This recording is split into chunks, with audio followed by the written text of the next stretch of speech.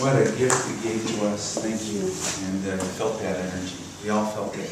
That's the Palm Sunday energy. So how do you hold your heart open to that energy during this week? Remember, Holy Week was not all roses. I mean, they had fellowship. They had a wonderful Last Supper where they were breaking bread and enjoying each other. But they had some tough times too. They had some difficulties. And those difficulties, in their experience, those difficulties kind of rattle them a little, but you have to keep your heart open no matter what's going on. You keep your heart open no matter what. I keep my heart open no matter what. Together, I keep my heart open no matter what. And your heart knows what to do, and your heart knows how to do it, and your heart has the answers, and the thing that you're holding on for, that you want that guidance, that you're looking for the outcome of the solution, that's coming to you. It's coming in. It's coming into the Jerusalem of your heart. You know, Charles Fillmore said that Jerusalem represented the heart center of all humanity, the heart chakra of humankind. And just kind of feel that for a second, because it's that heart center, he said, in you. And you can't really be aware of your heart unless you know you have one. So just feel it. Put your hand on your heart. Feel it beating. And know that that heart is there. It's just waiting for you. It's waiting for your recognition. It's waiting for your awareness. There's nothing you can do to stop it. There's nothing you can do to make it happen. It's just there, beating in you. As you just become aware of this heart, know that that heart, that you've got to open it. You got to open it to what? To let that good something come in. And what is that good something? That good something is the Christ in you, your soul, your higher self, that spiritual nature. It's coming in on the back of a donkey. The back of a donkey. What is a donkey? Well, a donkey is an incompetent horse. Just like a caterpillar is an incompetent butterfly, and an incompetent caterpillar is the name of the talk today. And it's about turning around our whole view of what spirituality is and what our answers are, and how we're dealing with the world and seeing things in a very different way. And let me just share this story. Every time you do Palm Sunday, it's so rich to revisit the story, because every time I look at it, it's a different story. It's like somebody went into that Bible and changed all those words around, because there's a new message there. The Passover was coming, and there were many who were looking for Jesus to show up in the temple in Jerusalem. Well, what do you think? They asked. Do you think he's going to even come to the feast? The chief priests and the Pharisees had ordered anyone who knew his whereabouts to tell them so they could arrest him. So, how do you keep your heart open when the chief priests and the Pharisees order anybody to arrest you? You know, in the world right now, there's a lot of things going on. A lot of things going on in the world. What a great time to open your heart. To open up to a new possibility. Do you know the heart center, the heart chakra of humanity has already been pierced? That heart center has already been pierced. And what we're dealing with is just the disruption. You notice the heart center of humanity, Jerusalem, was open, and Jesus came into it on Palm Sunday, and then all kinds of stuff happened, rolled out during the week. Things that you might label good, might label bad, but all of it contributed to the greater wholeness that was Easter. And you know, right now we look at the world situations, we go, oh, that's a bad guy, that's a good guy, white hats, bad hats, black hats. This is what I think, this is what I'm feeling, but the truth is that we have no idea. We have no idea what is moving through what and what agents. It doesn't mean you shouldn't have opinions or you shouldn't be active or whatever, but it's all moving us forward. Everything is moving my soul ahead. Together, everything is moving my soul ahead. Even if your soul's on the back of a donkey. What's a donkey? Why couldn't he come in on a Lamborghini or a Ferrari and do some wheelies? You know, some power here. We want some power. You know, why don't we do something that's, you know, got something to... Otto von Bismarck, who was the dictator of Germany in the late 19th century, he came into Jerusalem, he conquered Jerusalem, and they had to take down the big gate so that he could come in with all of his huge steeds and his huge array of armaments, because, you know, he came in on big horses. And even at the time, people said, geez, so how different? How different?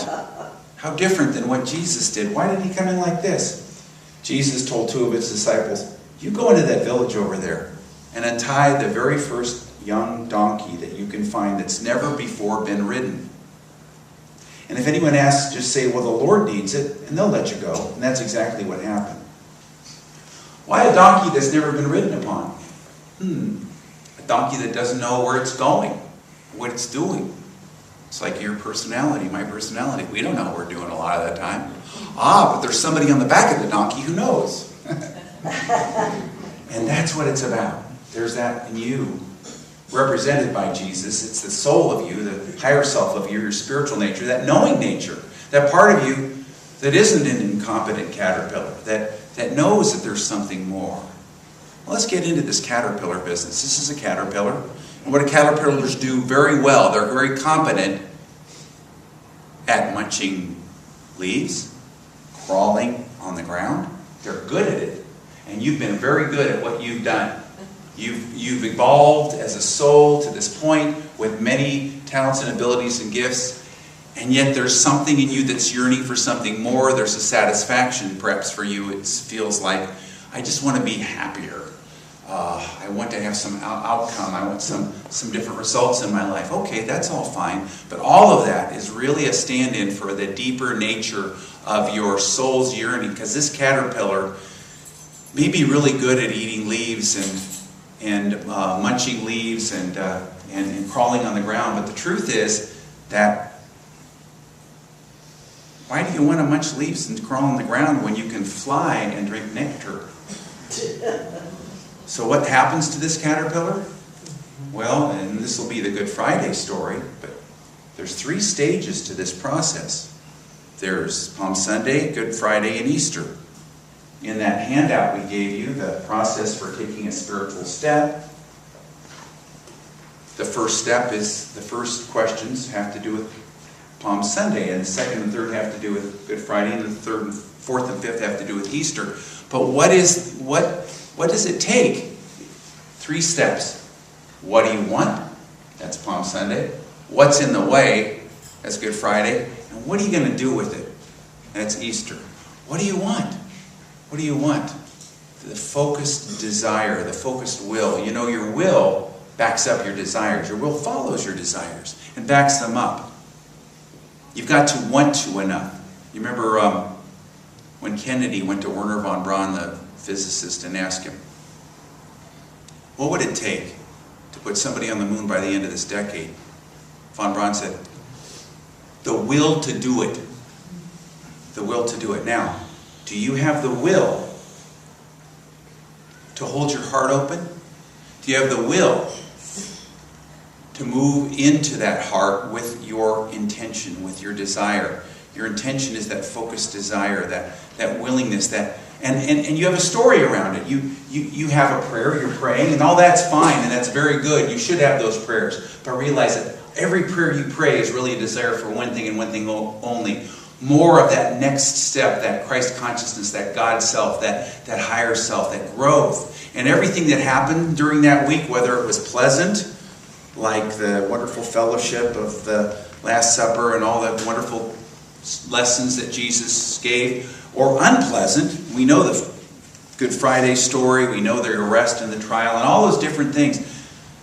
They all served a higher purpose. And we as humanity are growing in this direction as well. All of us, the heart of humanity has been pierced. And that's all the disruption we see going on, like in Holy Week. And a very interesting thing I noticed, I'm talking to a couple of minister friends of mine this week, and they're seeing the same thing. People are coming out of the woodwork, looking for community and coming into our spiritual communities, our spiritual centers, our churches, looking to connect, looking for refuge, yes. Looking for a safe place, yes, but more than that, a place to grow and to connect with other people. And so where in your heart can you connect? Where can you connect? Where can you open your heart to this new possibility? And then, without going into the Good Friday story too much, what is Good Friday? Well, it's when the caterpillar creates a chrysalis. And that's the chrysalis. It's that place within where all the cells of the caterpillar detached from every other cell, and create what I call undifferentiated goo. If you open up a chrysalis, you can't even make sense of it. Yet that was a caterpillar. That's the incompetent caterpillar. It doesn't know what it is. It doesn't know where it is. It doesn't know where it's going. Jane Elizabeth Hart was working at Unity's headquarters. She was a middle-level executive. And she was sitting in the prayer service they have every day. And in the middle of the silence, she saw an 8-sided figure, the word Center for Enlightenment. And the word Center for Enlightenment is in you. Well, she thought that meant she had to find an 8-sided building. And she and Lynn and some other people drove around for days looking for an 8-sided building. It was undifferentiated goo. It was an idea. They were putting out energy. All that time in the chrysalis is not wasted. We don't know. We feel like we don't know. And one of my favorite prayers is, I don't know. But you know. So know through me. I don't know. But I'm willing to know. And so then she realized, after a while, it came to her. It's not a building. Her Center for Enlightenment's online. It's invisible. It's in the ethers. It's cyberspace. And it's in you. And you can go online and you can get all our teachings, and she meets once a week with us, and it's an incredible thing. So why am I telling you this? Because there's that possibility in you. There's a possibility in you, but you got to be open to it, and you got to go through that second phase of that chrysalis, that undifferentiated goo. And then what happens? Well, then out of that, every cell that's in the butterfly was in the caterpillar. Do you know that? And eventually, then it becomes this. And it's going along like that. Isn't that tricky? And this is what happens. As Jesus entered Jerusalem, the people placed palm fronds on the road before him, and they cried out, "You will save us, Hosanna, King of Israel." And the Pharisees told Jesus, "You tell those disciples of yours to shut up." And Jesus answered, "If they keep quiet, all of these stones will start shouting it." The stones will start shouting it. What is this? This is affirmations. I mean, I don't want to get it too technical here, but it really is shaking off the lethargy of that old stale self, that old complacent self, shaking it off, which often spoken prayer is one of the best things you can do. You know, James Dillard Freeman told me that his favorite way of praying was to say his prayers aloud. He said Charles Fillmore would go into the silence, but me, I'm a word guy. I got to say it. And so sometimes you've got to shout it out. You know, save us. Save us. You will save us, King of Israel. Hosanna means save us, and that's an affirmation. There's that which wants to shout inside of you, that wants to shout out your prayer and shake off that lethargy, that part of you that says, I'm going to hold back. Okay, so we're going to talk about two characters here who have a hard time entering into the Holy Week experience. They are two characters who represent two parts of our being that are two extremes, two polar opposites. The pairs of opposites here. And one is Peter and the other is Judas. Peter is that part of you that wants to hold back out of safety. It likes what it's got, it's familiar with what it's got, and it wants to keep things safe. It's that complacent part of you that wants to keep things safe. And it's throughout the Gospels that Peter kept saying, let's not go into Jerusalem. It's dangerous there, it's not safe. Let's just stay out here, we're in the hinterlands, they can't get at us. We've got a good thing going. I mean, imagine what that was like. Hearing these great lessons every day and being with Jesus and seeing all these incredible experiences, this miracles and all these things. And wouldn't that be something you'd want to keep going, keep it rolling? It's safe, it's familiar. Look at your life. The safe, the familiar. That doesn't mean that you shouldn't have stability in your life, but there's a part of you that was yearning for something more, to change, to grow, to be. And Peter says, no, got to keep it safe, got to keep it safe. As Peter represents being behind the wave that is this movement in Jerusalem. And Judas is being ahead of it. Judas, Peter doesn't even want to become a chrysalis. He wants to be on the ground, munching the leaves and crawling on the ground. He wants to stay safe. And there's a part of us that's represented by that. And you know that part of you. It's that part of you that's complacent, that wants to keep things the same. There's another part of you, represented by Judas, that doesn't even want to have a Good Friday. Wants to jump right into Easter. Judas kept saying, let's go to Jerusalem, let's go to Jerusalem, let's overthrow them, let's get them.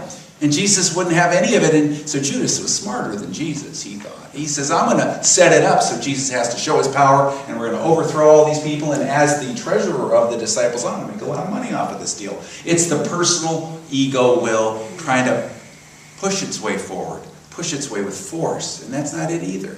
You've got to have this inner discernment and be in that middle state. Not too far back, not too far forward. That reminds me of my one time I ever surfed.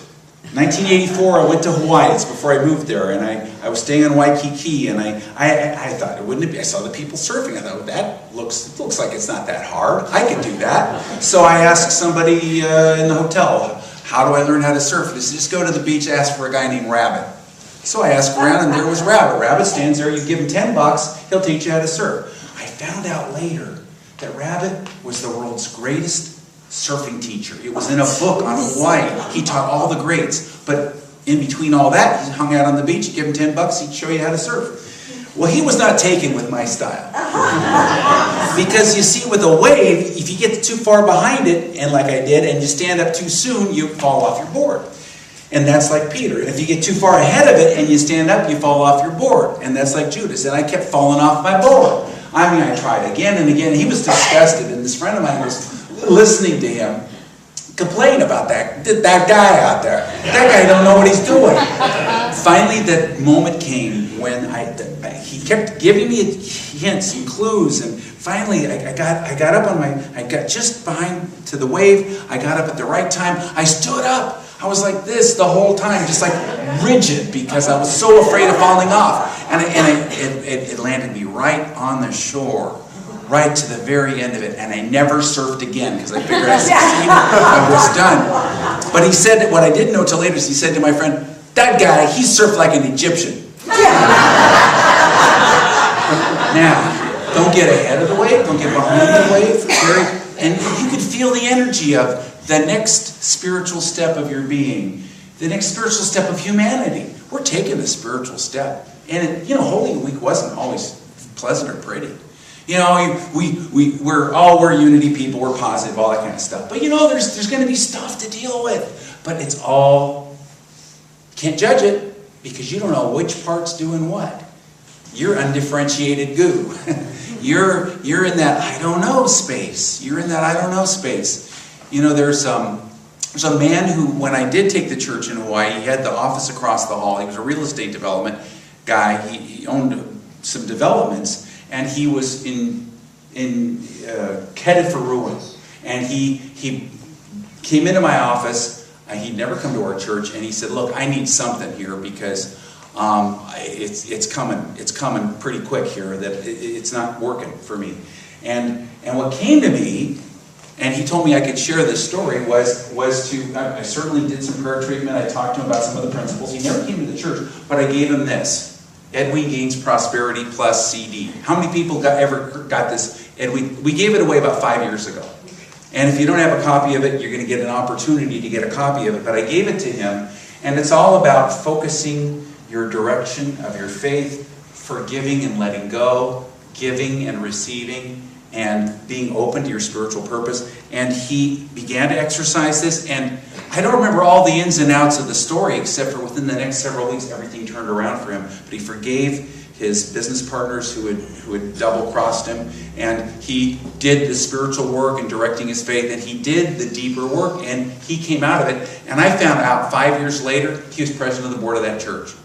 He waited till I was gone to join. But this is the best seminar I've ever heard recorded in my life. That's why we're giving it out again after 5 years for the Unexpected Income Program. And you've got to be willing to engage yourself with the Palm Sunday experience, which is the focus of your will. The focus of your will. As Ernest Wilson says, you've got to want to enough. You've got to engage the desire of your heart. And the desire of your heart, in his case, had to do with getting out of some tough financial situations, but it opened the door to his spiritual awakening. And for you, you've got something in your life that you're working on. There's something that you're moving with, that you're growing with, and you've got to engage with it. But you can't get too far ahead of it. You can't get too far behind it. You've got to know that there is a 3-step process. The first one is Palm Sunday. You've got to want to enough. You've got to desire. What is it you want? What is it you want? And find out what that is, but also realize that it only represents the deeper inner yearning for spiritual awakening, which is really the only thing any of us came here on the planet Earth to get. It's the only thing you can take with you. And then the second part, that Good Friday, we'll talk about on Good Friday. You know, most Unity churches that I've come into as a minister don't have a Good Friday service.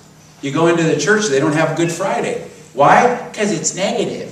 I actually saw on a forum on Facebook, it's a minister saying, I don't do Good Friday. Well, Good Friday's necessary. You know, it's what do you want? That's Palm Sunday. And then what's in the way? What's in the way? You got to clear that. It's one of the most powerful things there is. You know, it's the 7 last words of Jesus. We always go over that. But it's one of the most powerful services for me. One of my favorite things to do.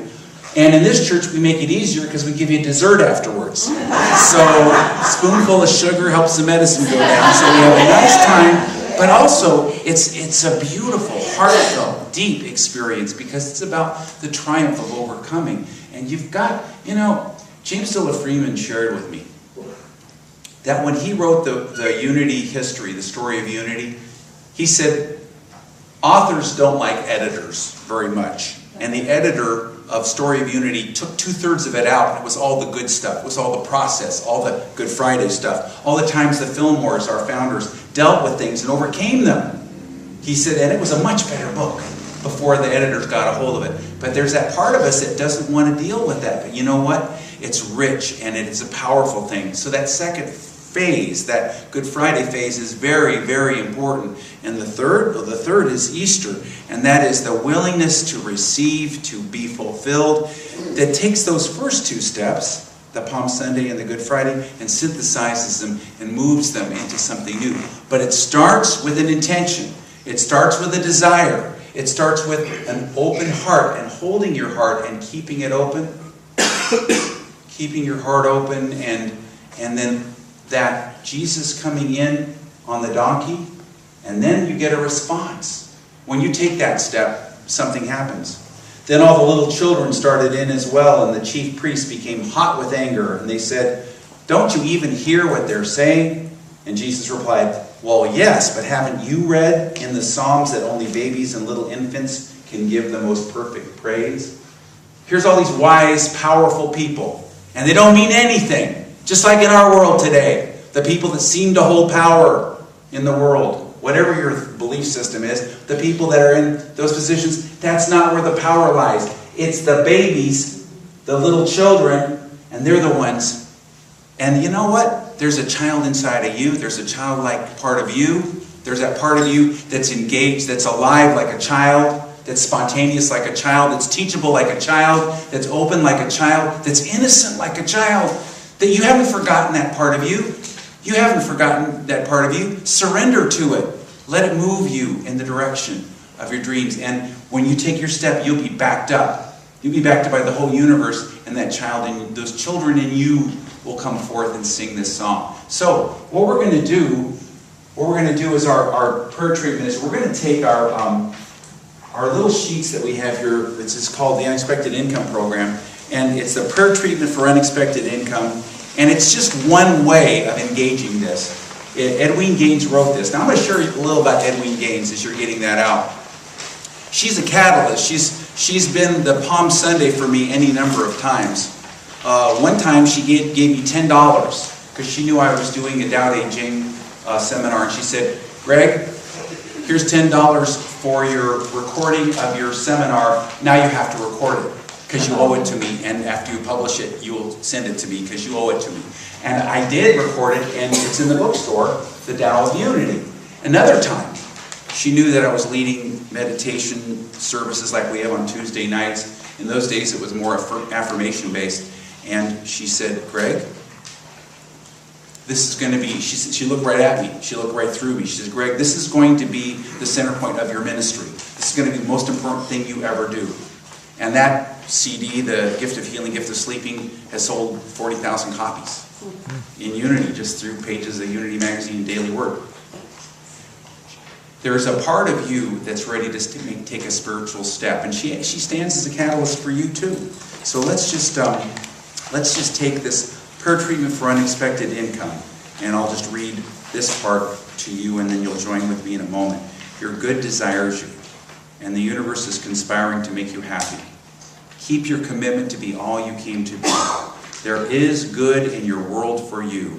Claim it now, together. The entire universe loves me, serves me, nurtures me, and wants me to win. There is enough for everyone. I choose in this moment to release all sense of burden, struggle, and fear.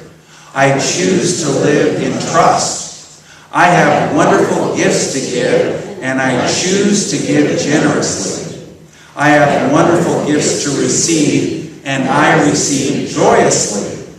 Money comes to me from all directions, and I am rich. Money is energy and is here to serve me. I can be trusted to handle money spiritually. I tithe where I am fed spiritually. Money comes easily and effortlessly to me for my personal use. I am a good receiver. There is no greed in me. I love to share.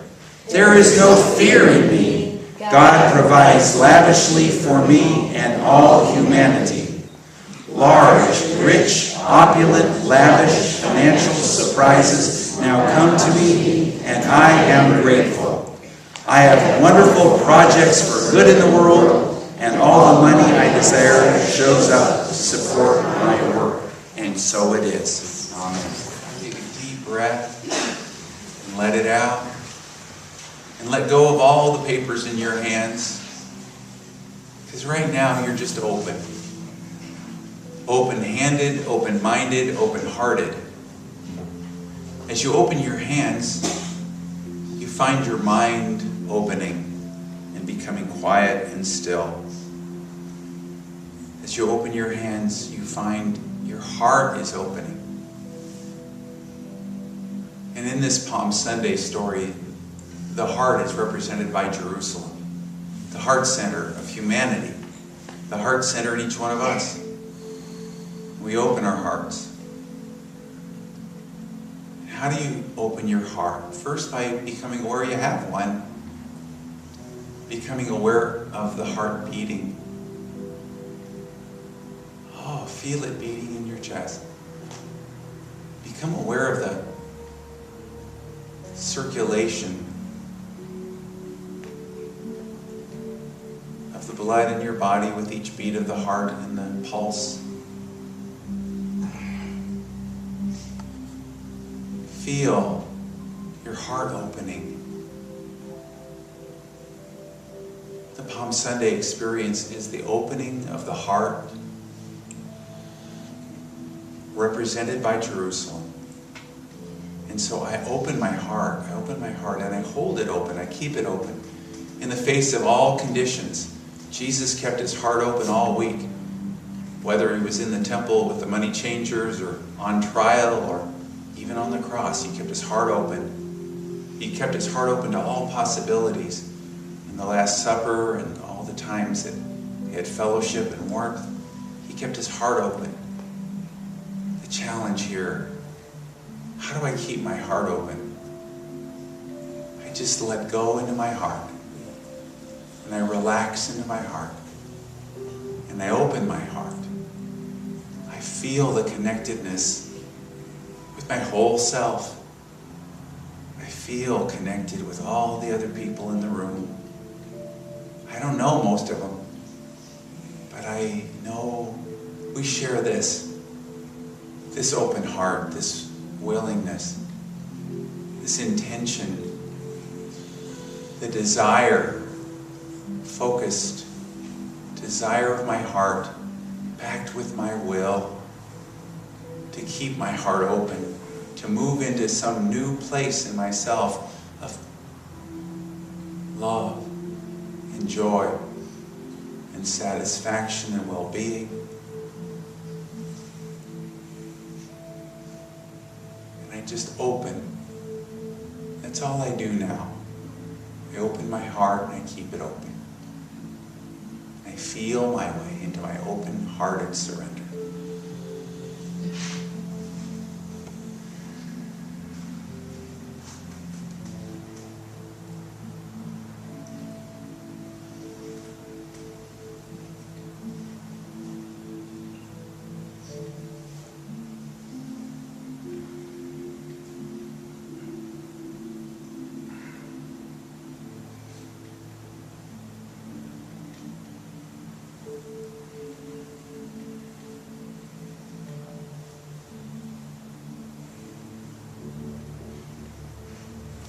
open your heart, surrender your spirit, and realize that that next step that you want to take in your life is waiting for you if you keep your heart open, and that your spiritual nature, your soul knows how to ride into Jerusalem, ride that humble beast, that donkey, into Jerusalem.